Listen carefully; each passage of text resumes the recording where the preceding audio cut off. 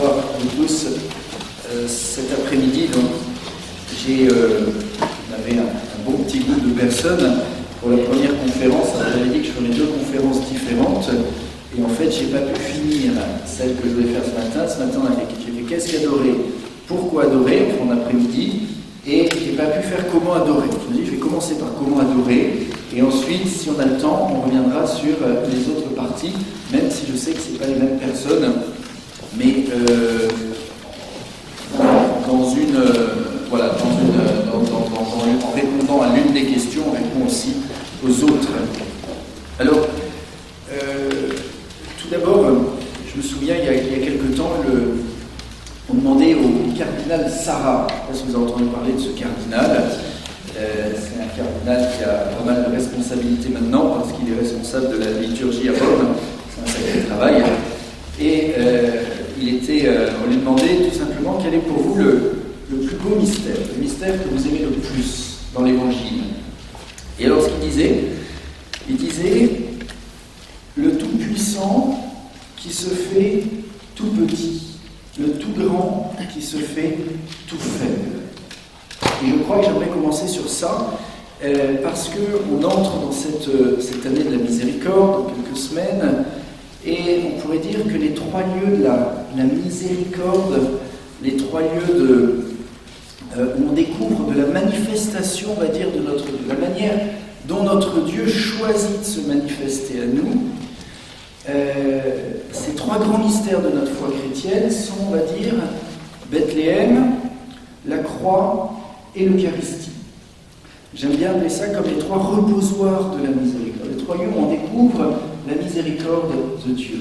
Bethléem, c'est une merveille, on va rentrer dans le temps de Noël, c'est quand même un mystère, c'est beau, hein. Noël on aime parce que c'est beau, un bébé qui naît, malgré toutes les difficultés, les épreuves de cette sainte famille, on découvre la tendresse de Dieu.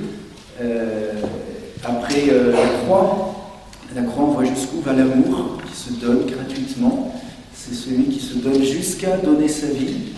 Et puis ensuite, bien sûr, l'Eucharistie qui rend présent, on va dire, à la fois la tendresse et la douceur de Dieu dans l'Eucharistie et en même temps ce don de lui-même. L'Eucharistie, c'est le don de Dieu pour l'humanité. Alors, en soi, si on réfléchit bien, on peut dire que ce n'est pas des mystères très glorieux pour Dieu. Hein. Un Dieu entre un âne et un bœuf, c'est pas très brillant. Un Dieu entre 2 criminels sur une croix, c'est pas très glorieux. Et un Dieu qui choisit de venir à nous sous les apparences du pain et qui si souvent est oublié, ignoré, alors qu'il est vraiment là, au cœur de nos églises.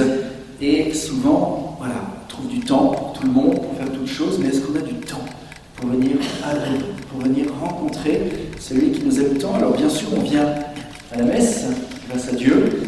Je vous dis, j'étais très, très touché par la ferveur, la piété, le nombre de personnes qui est venu à toutes les messes.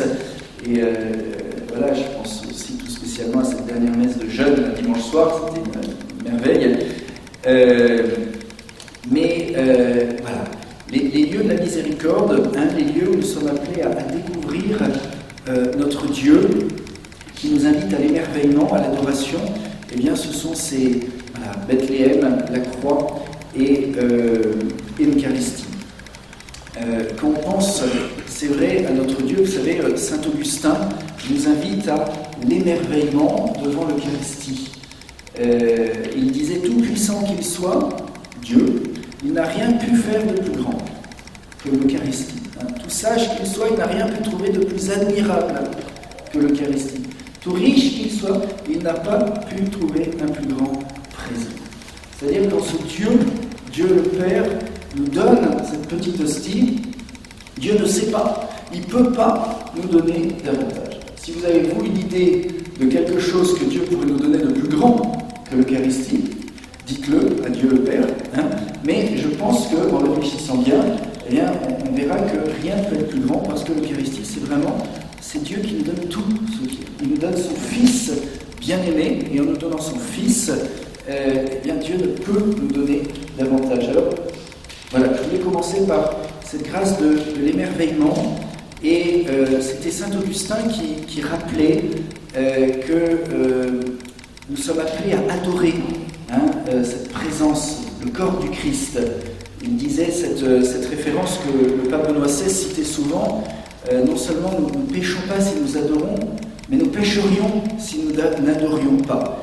Et je ne sais pas si vous avez remarqué que la liturgie nous invite à l'adoration. C'est le premier acte d'adoration, et à 3 reprises, le prêtre élève bien haut l'hostie pour nous inviter à regarder, à contempler, à poser nos yeux de chair sur cette chair du Christ qui est cachée auprès du pain, et on sait que c'est le Christ, parce que voilà, l'adoration commence à la messe, et on est appelé, on va dire, comme disait saint Augustin, voilà, adorer celui qu'on va recevoir. On pourrait dire de manière très simple, lorsqu'on mange un bon repas, on aime bien le regarder, n'est-ce pas quand on est, voilà, on ne va pas manger les yeux fermés, ça fait partie du... Voilà. Mais en même temps, on peut dire qu'il y a ce lien, vous voyez, pour ne pas réduire l'Eucharistie à une simple nourriture. Alors c'est certes une nourriture, mais c'est bien plus qu'une nourriture. Nous sommes appelés à adorer. Parce que l'adoration, on peut adorer que Dieu. On peut adorer que des personnes divines. Voilà. Et donc, lorsqu'on adore cette petite hostie, eh bien, on sait que cette hostie n'est pas simplement une nourriture matérielle, comme je prends une nourriture matérielle pour nourrir mon corps, mais c'est, comme disait le pape Benoît XVI, c'est une unification. L'Eucharistie c'est Jésus qui vient à moi pour que je puisse m'unir, être uni à la personne du Verbe, Jésus qui, voilà, me conduit au Père.